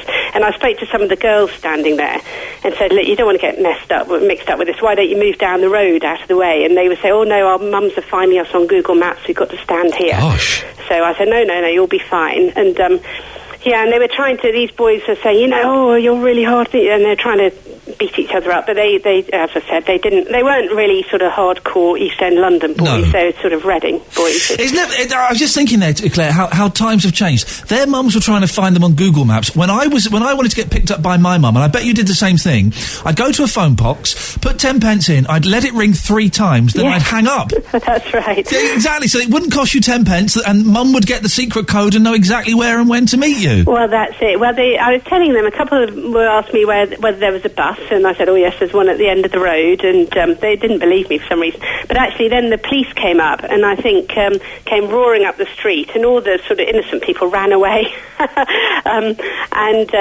They'd had a report that someone had seen a knife, so they were frisking the boys, but I don't think they found anything, but dispersed it. And it's a real shame, because the girl whose party it was, I think someone who's a bit of a bully had got wind of it and put it on Facebook. Oh dear. And it's that sort of thing. But I trained as a youth worker briefly. Oh, okay. So you kind of know how to handle these situations a bit then. Well, I think if you just chat to people, I mean, obviously there's some people who are absolutely off their heads and they've got knives and they're really dangerous, but a lot of the time, and I think as a sort of a middle-aged woman, you can diffuse the situation a bit. If I was a bit more worried about my husband. That if a bloke gets, I mean, I'm 6'3", and if a 6'3" bloke in his 40s gets involved, it can suddenly become a bit intimidating. Claire, I've got to move on, but thank you. 0345 900 1041. Would you get involved? And do you remember that? When you were out at the pictures, when you were a kid, to get your mum to come and pick you up, 10 pence in the phone box, let it ring 3 times, hang up, you get your 10 pence back, didn't cost you a penny, and she'd know. What if she was on the loo? Or what if she was out in the back garden? What if she missed... Well, she'd be out in the back garden at night. But what if she missed those 3 rings? 0345 900 1041. This is BBC Radio Berkshire. With Iain Lee. Now, the opening ceremony of the Commonwealth Games is just a few hours away. Much of the ceremony, which is being held at Celtic Park, is being kept secret. But we do know that Celtic or Celtic, I always get confused, Celtic, of course. We do know that Rod Stewart and Susan Boyle will be performing as Glasgow welcomes athletes from more than 70 countries to compete over the next 11 days. Well, our Commonwealth Games reporter Chris Gorham is in Glasgow. Chris, what's going on in the background and what's happening? Yes, hello from Glasgow Green, which is a park in the centre of Glasgow, and I don't know if your previous guest is still around, but we might need a bit of crowd control later on. We'll send her up. I think she'd be a bit tasty up there. We'll send her up. Yeah, we might need it, but no, the party's about to start. The opening ceremony happens just down the road from here at Celtic Park a little bit later on tonight. This is Glasgow Green, a lovely park in the middle of Glasgow, which has been transformed into a party venue. They're calling it the Glasgow 2014 Festival. I'm looking at one of those Glastonbury Festival-style stages with the arched roof, and Lulu is going to be putting on a concert later on there. And then either side we've got the big screens where everyone will be watching the opening ceremony. So we've got Lulu here in the park, and then in the stadium later on you've got Rod Stewart and Susan Boyle. So if you're Scottish and you can sing, you've probably got a gig on tonight somewhere. I don't get because Rod Stewart's not Scottish. He just pretends to be Scottish, doesn't he? He's not a real Scot. Yeah, he's associated enough, isn't he, to be that it would be strange if they didn't have him at an event like that. Particularly in Celtic Park. Do you remember when Celtic beat Barcelona a couple of years ago, and he was pictured crying his eyes out, wasn't he, in the stands? Yeah, so you're right. Yeah, that is the place now, for him. Always with these big sporting events, the Olympics, the World Cup, all of these things, there are all the stories about how the places aren't ready. Is Glasgow ready? I'm going to have to disappoint you on that front, because yes, it is. I've been around several of the venues over the last 2 or 3 days, and I haven't even seen anybody with a paintbrush sort of putting a few panicky finishing touches. They seem remarkably calm and ready. The one group of people I've found that may not be ready are the Sri Lankan cyclists. So I don't know if you've heard about this. This is a brilliant story. Tell it again. It's wonderful. This? Yeah, wonderful. Yeah, they were stopped by the local constabulary here in Scotland earlier on today. Four members of the Sri Lankan team, because they were caught cycling along the M74, which is one of Scotland's busiest roads, a motorway right outside Glasgow, and they were spotted, 4 of them, having picked that as the perfect place for a training run a little bit earlier on. So they had to be stopped and told to perhaps do their practicing somewhere else. But that's one of those sort of teething problems that all the meetings that will have gone on over the last 7 years since Glasgow won the right to host these games, I bet that's the one item that never came up. What if some Sri Lankan cyclists start training on the M74? It's the one thing they hadn't thought of. If I were the other cycling teams, I'd be a bit wary of the Sri Lankans. It shows they're well hard. They're the toughest team on bikes, aren't they? Exactly. The idea that when we have all these marathons and these road races, what they do is they shut the roads. Well, that's namby-pamby, isn't it, these days? If you're Sri Lanka, let's just keep the traffic running and have the sport alongside it. Add a little bit of extra chutzpah to it. Chris, so we know the entertainers at the ceremony. Do we know anything else, or is it all a big surprise? Yeah, we know some of the entertainers. Rod Stewart and Susan Boyle are the ones they've announced. There will be surprise guests as well. I was at the dress rehearsal on Monday night for it, and even during that, there were frustrating little bits where they said, well, we're not going to tell you what's going to happen here, we're just going to move on to the next thing. So they've gone to great lengths to try to keep things secret and surprising. We do know the Queen will be there, of course, tonight with the baton having gone around the Commonwealth, containing a message which she'll read to the crowd tonight. That will mark the start of the Commonwealth Games. It will be officially open, and the sport gets underway tomorrow morning. 11 days of sport. Sir Bradley Wiggins, Mo Farah, Usain Bolt, Tom Daley, just 4 names for you. It may not be the Olympics, but it is an A-list event in terms of sport. Chris, enjoy yourself this evening. It sounds very, very noisy. BBC Radio Berkshire. Travel you trust. Every 15 minutes. And as it happens. Chris Gorham in Glasgow. Let's get some of the travel, though, in Berkshire. M25 clockwise, junction 11 to junction 16, there's queuing traffic. Anti-clockwise, 16 to junction 10, there's slow traffic. The M3, both directions at junction 2, there's queuing traffic on and off the M25 due to roadworks. The M40, northbound, junction 4 to junction 5, that's High Wycombe to Stokenchurch. One lane is closed, and there's heavy traffic due to a multi-vehicle accident. The A404 southbound, queues from Marlow to Bisham roundabout. And on trains, delays on First Great Western services between Paddington and Reading. That's due to signalling problems. Coming up in the next hour of the show, we'll have some good music. We might hear a little bit more from Andrea McLean. And also, there's still a chance for you to get your phone calls in. If you saw something happening in the street, would you get involved? Turns out most of you are rather brave. And if you haven't done it already, you would certainly consider it. Maybe you've been told off in the street for doing something naughty. 0345 900 1041, or you can send me a text, 81333. Start your text box. BBC Radio Berkshire with Iain Lee. Now on BBC Radio Berkshire, Iain Lee. And suddenly it's 4 minutes past 6. There's only 56 minutes of this left before Mark Forrest takes over. Gosh. Lots to cram in, though. We'll get TV with Shem. You can hear the interview I did with Loose Woman Andrea McLean. We'll also talk a bit more about the top story of the day, about the building developer Costain and the fine that's been imposed on them after the death of Mark Williams. And do you want to give us a call? Would you get involved if you saw something happening in the street? 0345 900 1041. BBC Radio Berkshire. I've just remembered the one incident I would never get involved with in the street again. I've done this, and I've heard this story from lots of other people. The boyfriend and the girlfriend fighting. The boyfriend and the girlfriend fighting, particularly late at night. I've seen this, I've got involved, and I will never do it again. The boy was, I was in my 30s, about 10 years ago. They were probably in their 20s, maybe a bit older. And the boy was being really nasty to the girl, really nasty. Swearing, grabbing. There may even have been a slap. She was in tears. It was awful.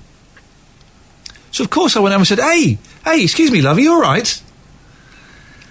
And he turned on me. And she turned on me. They both turned on. None of your business. You go on, get out of here. Obviously, they didn't sound like something from a 1960s Cockney film. But they both turned on me. And he slapped her and was grabbing her and shaking her and dragging her, and she didn't want to go with him. Excuse me, love, you all right? They both had a go at me. And I've heard this is quite a common phenomenon. That if you get involved in a boy and a girl fighting, they both turn on you.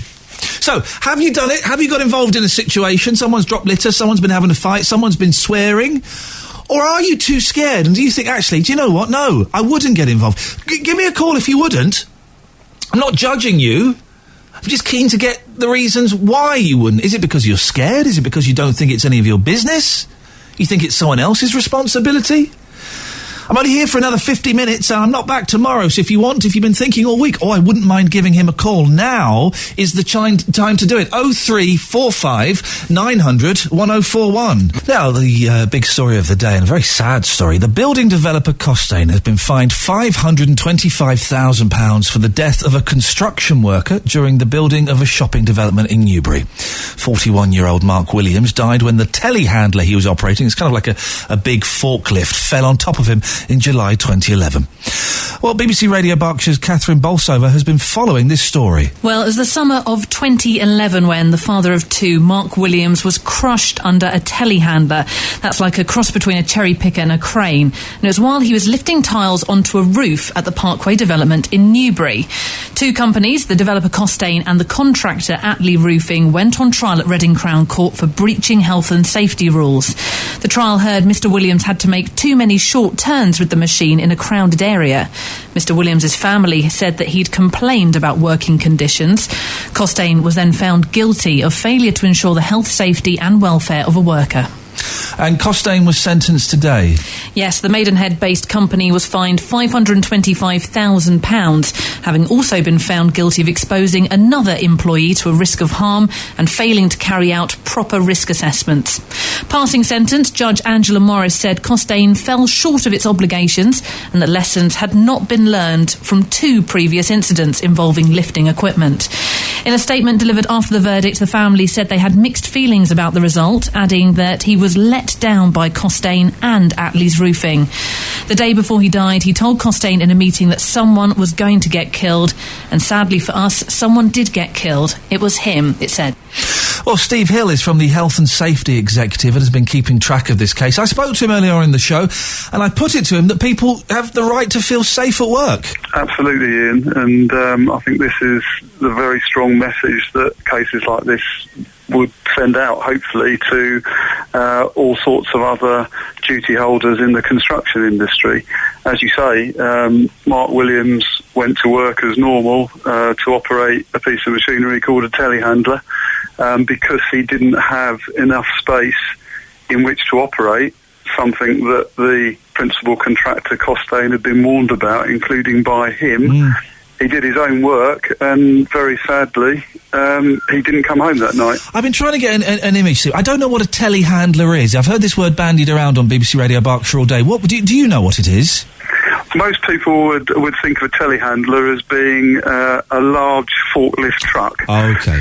So in this particular case, it's like a forklift truck, but it has a long extending boom so that it can reach up high. But when that boom is at ground level, it sticks out a long way forward, making the machine longer. And so the reason that Mark felt that he needed to raise it up into the air, which is what ultimately caused it to be less stable and to turn over, is because that allowed him to have a little bit more room to manoeuvre the vehicle and to therefore be able to turn it around as he needed to load some tiles up onto the roof. Mark knew this was dangerous, and in fact, the horrible irony is he went to his bosses the day before saying, I think someone's going to get killed. What power do workers have if they suspect that the environment they're working in isn't necessarily that safe? Well, the evidence suggests that Mark did exactly the right thing. He brought to his employer and to the main contractor's attention the fact that there was a dangerous situation going on, and the evidence suggests that other people may have done exactly the same thing.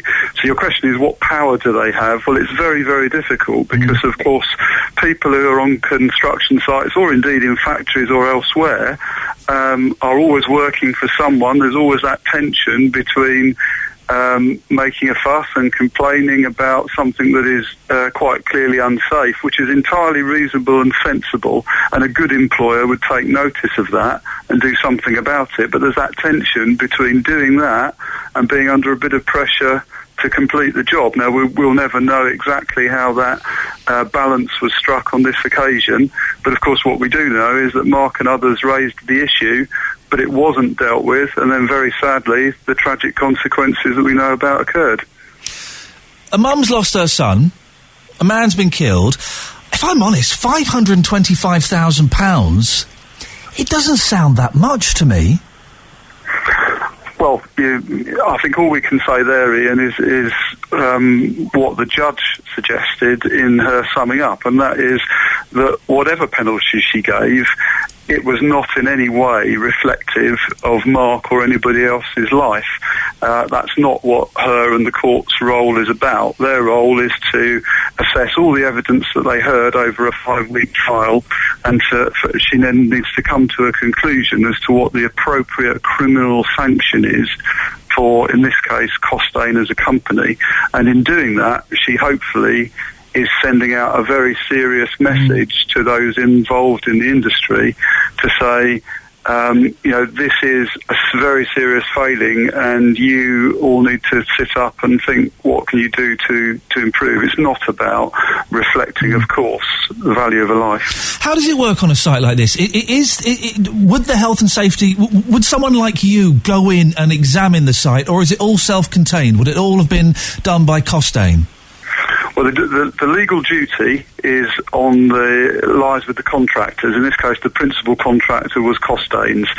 So they have duties, and all the subcontractors working for them have duties to comply with the law. The Health and Safety Executive, my organisation, puts out all sorts of guidance on our website and in other ways. And where resources allow, we make unannounced visits to sites and to elsewhere, and of course we also have to investigate all sorts of serious, obviously in this case deaths and other serious injuries. And like lots of other organisations, of course, we've had to pull in our belt, so there probably are not as many inspections as we would like, which would make it all the more important that duty holders take proper precautions in managing their serious risks. And of course, sadly, Steve, health and safety has become a joke, hasn't it? Because you hear all of these silly stories about councils not putting on fetes and schools not doing egg and spoon races for health and safety.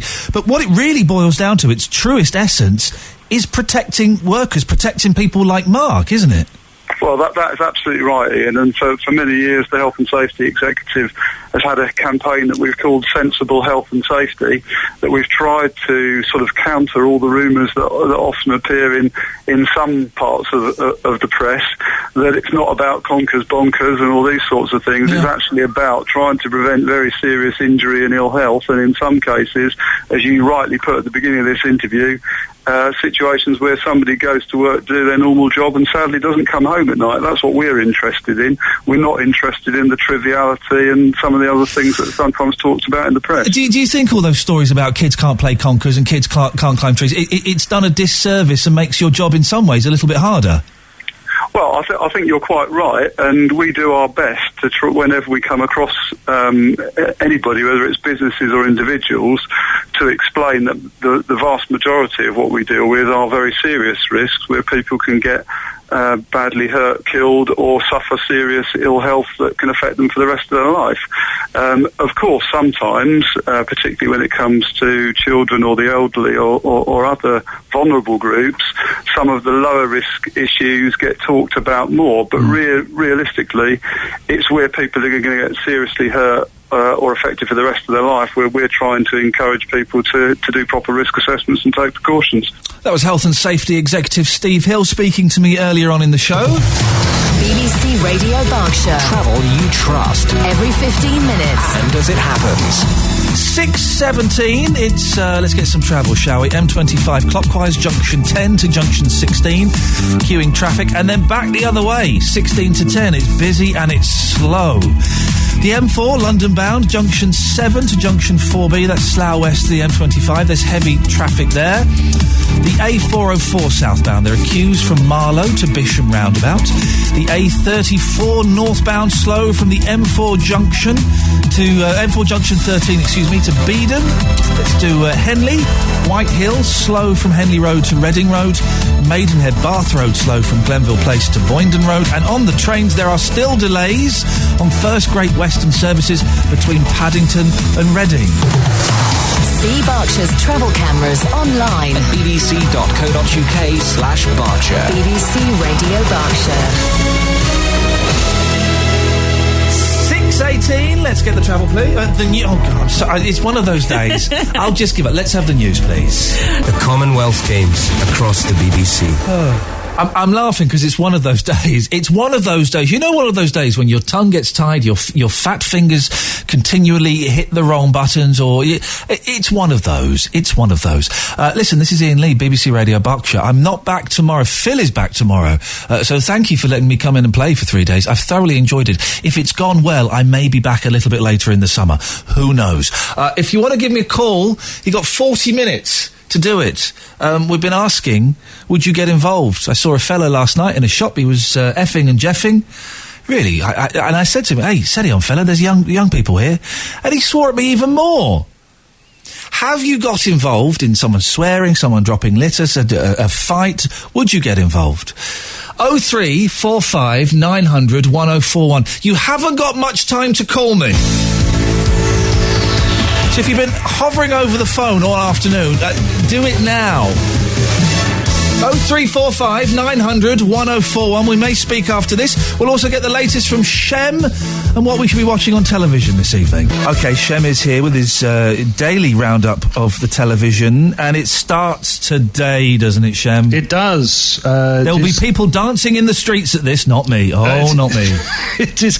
Well, look, I fully understand your worries here. It is the Commonwealth Games. It is up in Glasgow, and I can't remember a Commonwealth Games where this amount of excitement and hype it was involved. It was in Manchester not that long ago, I seem to remember, and I don't think it made the papers, or I mean, you know, there was hardly any coverage whatsoever. But I guess this is the London 2012 Olympic effect that has brought into this.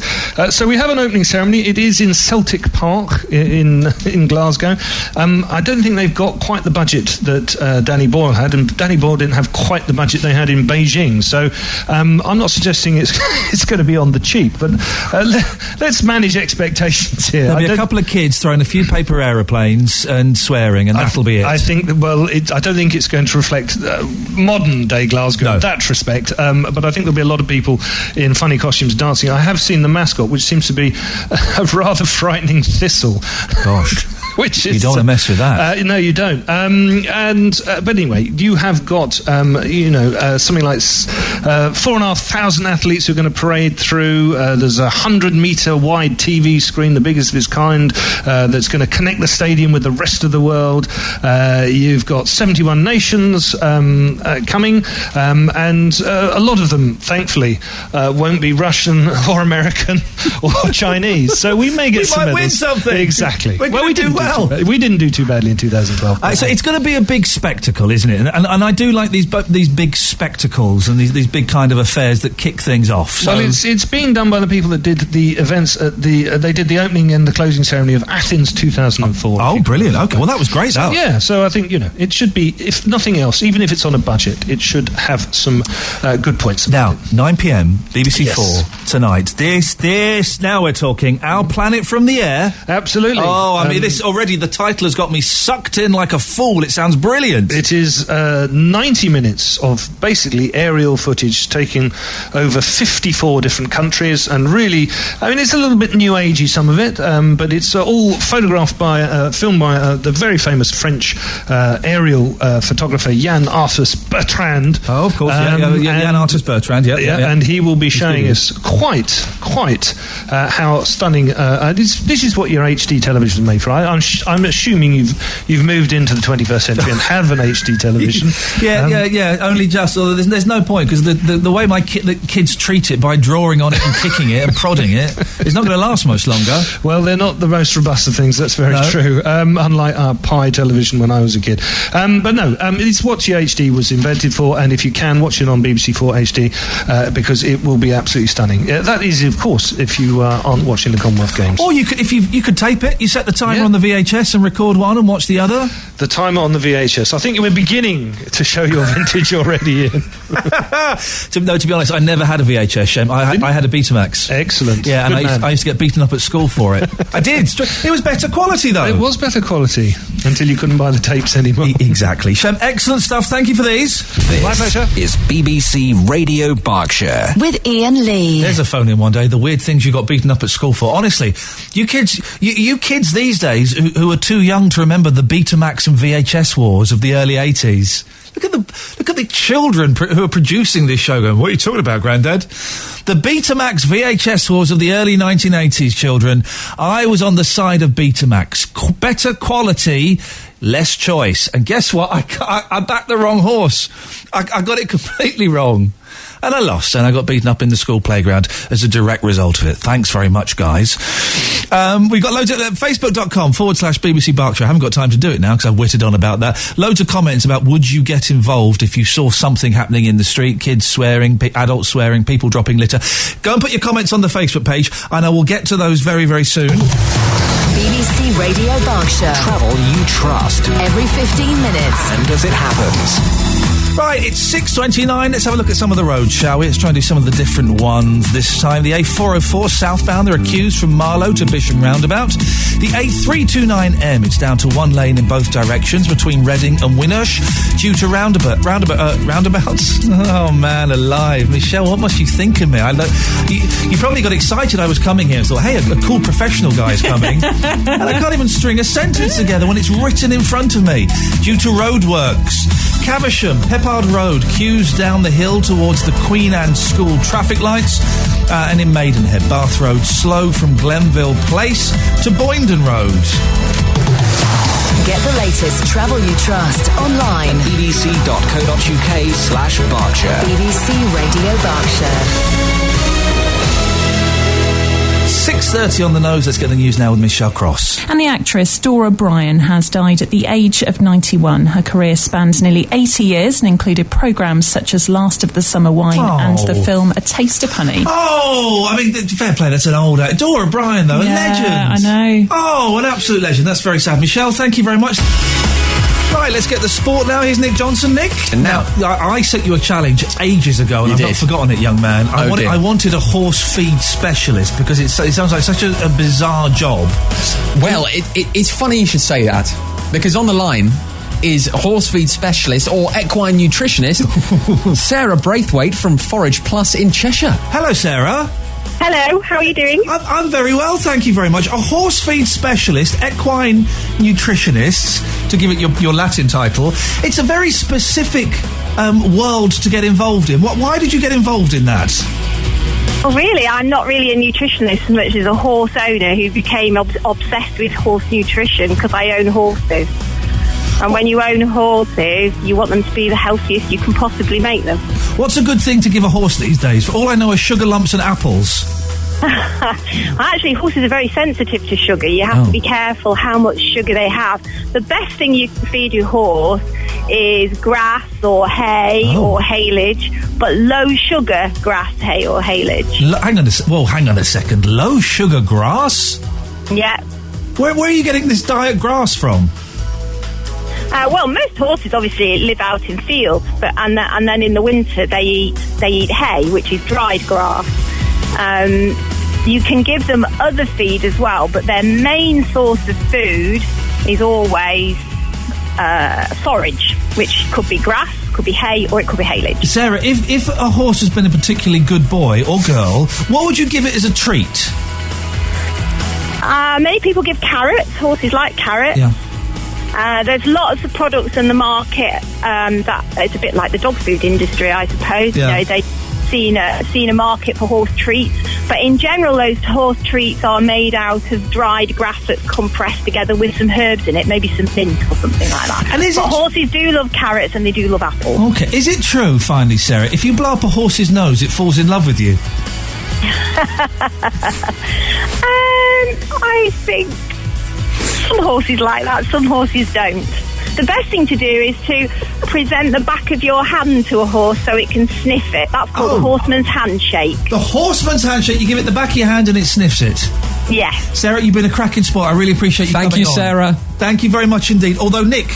Yes. That wasn't... Now, come on, she wasn't technical. She was great. She was great. Yes. Excellent guest. Yes. Very, very interesting. I could have sworn I'd been told that if you blow up a horse's nose, it falls in love with it. She wasn't an equine nutritionist. She had horses and she fed them. I tried my best. You did try. What can I say? Well done. Well done. You did try. Tony Blackburn. Friday night from 7 here on BBC Radio Berkshire. I got a hug from Tony Blackburn today. I did. He saw me and he embraced me, and I felt very, very special. Hey, I'm nearly done. Thank you very much for all of your phone calls and texts and emails and things.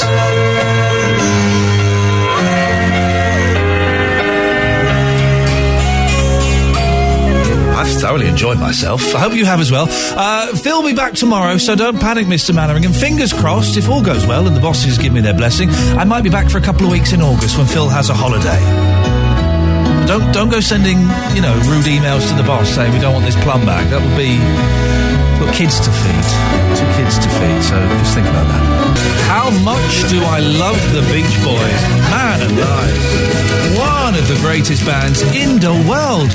Aren't they? Aren't they? You'd be a fool if you didn't agree with that simple statement. Listen, this pretty much my time is up. I'll give you some travel in a second. Thank you very much, everyone who called in and said nice things on Facebook and took part in the show. Much appreciated. Don't panic, though. Phil will be back tomorrow. BBC Radio Berkshire. Travel you trust. As it happens. The roads are busy. Basically, I could stop it there and it would pretty much make sense. Let's have some specifics, though. The M25 clockwise, junction 10 to 16. It's queuing. And back the other way, 16 to 10. It's very slow as well. The M3 southbound, junction 3 to junction 4. That's Bagshot to Frimley turnoffs. Very slow traffic. The M4 London bound, junction 7 to junction 4B. Heavy traffic towards London. Shall I carry on? I might as well. There's a lot. The M40 northbound, junction 2 to 5. Heavy traffic due to a multi-vehicle accident. The A404 southbound queues from Marlow to Bisham roundabout. The A34 northbound slow from M4 junction 13 to Beedon. And on the trains aren't too bad, although there are delays on First Great Western services between Paddington and Reading. Hey, surprise, surprise, it's due to a signalling fault at Paddington. Could it be anything else, you have to wonder?